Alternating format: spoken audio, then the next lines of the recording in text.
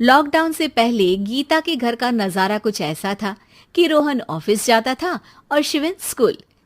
जिनके घर से जाने के बाद गीता काम खत्म करके बाकी समय आराम करती थी। लेकिन लॉकडाउन के बाद ऑफिस और स्कूल घर में ही खुल गए और इससे गीता का हाल वो तो आपको देखने में ही मजा आएगा। शिविन, ओ शिविन, महाराज उठने के लिए क्या 21 तोपों की सलामी लेंगे? अरे बिस्तर से बाहर निकल, ऑनलाइन क्लास स्टार्ट होने वाली है। अरे तुम भी हद करती हो, स्पीकर की तरह चिल्लाने की क्या जरूरत है? दिख नहीं रहा मेरी कॉन्फ्रेंस चल रही है। अब कैमरा और स्पीकर ऑन कर रहा हूं, मुझे कोई शोर नहीं चाहिए। इस पर जैसे ही रोहन लैपटॉप का कैमरा और स्पीकर ऑन करता है तभी कुकर की सीटी बजती है। करा लो अब इसे चुप। लॉकडाउन नहीं हुआ, मेरी मौत का फरमान जारी हो गया। दोनों बाप बेटे ने नाक में दम किया हुआ है।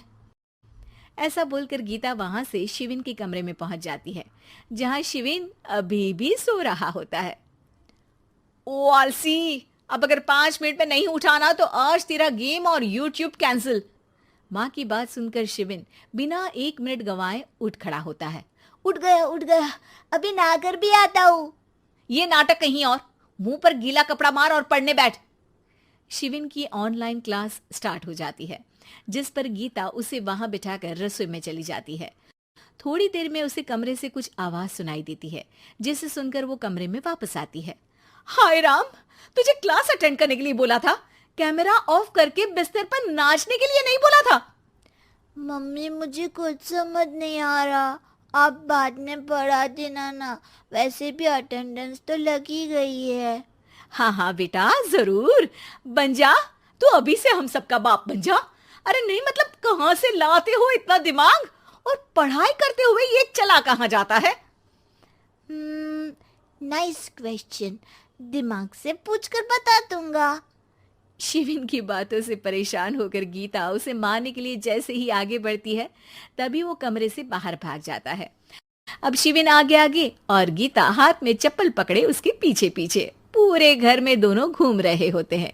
इसी बीच वो रोहन के पास पहुंच जाता है और शिविन को मारने वाली चप्पल रोहन के लैपटॉप पर जाकर गिरती है। ओए माँ! मम्मी, अब पापा को चप्पल मार रही हो? वो आज तक के रिपोर्टर, चुपचाप जाकर क्लास अटेंड कर ले, नहीं तो अगली तेरे पीछे लगेगी। इस पर शिविन वहां से चला जाता है, जिसके बाद रोहन गीता से कहता है, इस सर्कस के लिए कुछ बोलना चाहोगी? अरे क्या करूं, जब से तुम दोनों घर में रहने लगे हो, घर अपने आप ही सर्कस बन गया है और मैं तुम्हारी नौकर। कभी बेटी को संभालो तो कभी बाप के नखरे उठाओ। इन्हीं सब उथल पुथल में दिन बीतते रहते हैं, जिसमें हर रोज घर के अंदर कुछ नया सियप्पा खड़ा मिलता है, जो ज्यादातर शिविन और रोहन के ऑनलाइन स्कूल और ऑफिस से रिलेटेड ही होता है। एक सुबह, शिविन चल उठ, आज की क्लास जल्दी है। कैमरा ऑफ करके आप अटेंड कर लो। अरे ऐसे छित्तर पड़ेंगे, दादी नानी सब एक साथ याद आ जाएंगी। गीता की लाख मशक्कतों के बाद क्लास तो खत्म हो जाती है, लेकिन उसके बाद शिविन फोन इस्तेमाल करते हुए इंस्टाग्राम रील बनाने लगता है। रसोड़े में कौन था? तुम थी, मैं थी, कौन था? कौन था? हाँ, मैं गरीब हूँ। अरे ओ गरीब के बेटे, आजा, मैं बनाती हूँ तुझे गरीब। मैं बताती हूँ रसोड़े में कौन था। पढ़ाई करने बोलो तो इनकी माँ मर जाती है, और ये पागलपंतियां जितनी मर्जी करा लो। गीता शिविन को डांट रही होती है, तभी रोहन बीच में बोल पड़ता है। अरे बच्चा ही तो है, इतना गुस्सा क्यों कर रही हो? बेटे का साथ देने की इसी एक कोशिश में अब शिविन के साथ साथ रोहन भी गीता के गुस्से की सूली पर चढ़ जाता है। अगर बेटे पर इतना ही प्यार आ रहा है तो इसे क्लास अटेंड क्यों नहीं कराते, इसका होमवर्क क्यों नहीं कराते? उस समय तो बहुत जल्दी मीटिंग आ जाती है, वो काम मैं करूं और यहाँ इस बेफिजुली की चीज में तरफदारी करके बन जाओ महान। हे भगवान, कोई तो इनके ऑफिस और स्कूल खुलवाओ, मैं इन्हें और घर में नहीं सह सकती। अरे कुछ और मांग लेती, क्योंकि तुम्हारी ये विश इस साल तो पूरी होने से रही, कोरोना। हाय नास बेटे ने जिंदगी ही बर्बाद कर दी। खाए कोई पचाए कोई, कल मुझे चुन चुन कर सबको मेरी बद्दुआ लगेगी। उन्होंने दुनिया का और इन बाप बेटे दोनों ने मेरा जीना मुश्किल कर दिया। गीता वहां से चली जाती है, जिसके बाद रोहन शिविन से कहता है, अरे तुम्हारी मम्मी इतनी भड़की हुई क्यों है?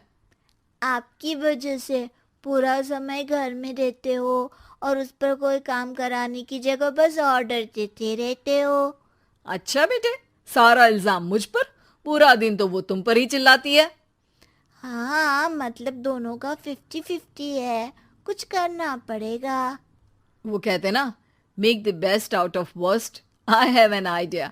वैसे तुम्हारी माँ सही कहती है, बहुत जुबान चलाने लगे हो, कम बोला करो। अगली सुबह रोहन और शिवेन अपनी गलती को सुधारने के लिए गीता के उठने से पहले घर का आधा काम खत्म कर देते हैं, जिसे देखकर गीता खुश हो जाती है और फिर बाकी बचा काम वो तीनों मिलकर पूरा कर लेते हैं। जिसके बाद अब वो सब मिल बांट कर हर काम में एक दूसरे की मदद करते हुए लॉकडाउन का मजा लेने लगते हैं।